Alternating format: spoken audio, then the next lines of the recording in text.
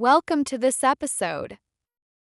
You should now be standing in front of the painting Moonrise over the Sea.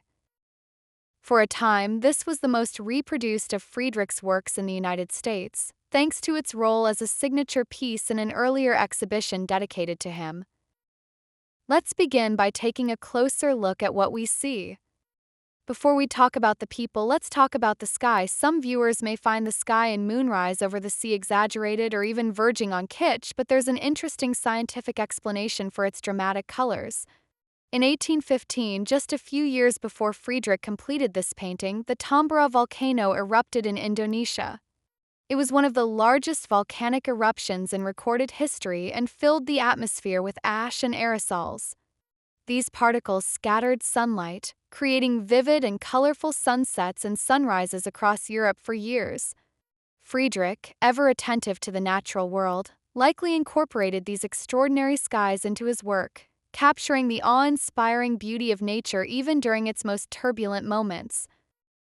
Let's continue with the three figures seated on a rocky shore. They are gazing at the moon rising in the distance. Two ships are gently approaching the coastline. Calm waves lap quietly against the shore, while the twilight sky transitions from soft blues to golden tones. The moonlight creates a shimmering path across the water, drawing your eyes toward the horizon and inviting you to imagine what lies beyond. Painting shows three figures seated on a rocky shore, gazing at the moon rising in the distance. Two ships are gently approaching the coastline. Calm waves lap quietly against the shore, while the twilight sky transitions from soft blues to golden tones. The moonlight creates a shimmering path across the water, drawing your eyes toward the horizon and inviting you to imagine what lies beyond. The figures are small and anonymous, their postures relaxed and contemplative, with their backs turned to us. Another example of Friedrich's famous Rückenfiguur technique.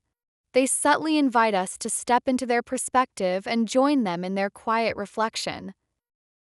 This peaceful scene stirs a sense of longing, a deep desire for something just out of reach. The figures seem transfixed by the endless sea and the mysteries beyond the horizon, perhaps dreaming of distant connections or faraway lands illuminated by the same moonlight. The Met's curators also mention the term Fernweh, a word closely tied to German Romanticism. Fernweh is difficult to translate. It describes a romantic yearning for far-off places and new experiences. While it's unclear whether Friedrich himself knew or used this term, the emotion is unmistakable in this painting. Through the expansive sea and vast sky, Friedrich conveys this ache for the unknown, encouraging us to reflect on our own aspirations and unfulfilled dreams. What's remarkable about Moonrise over the Sea is its openness.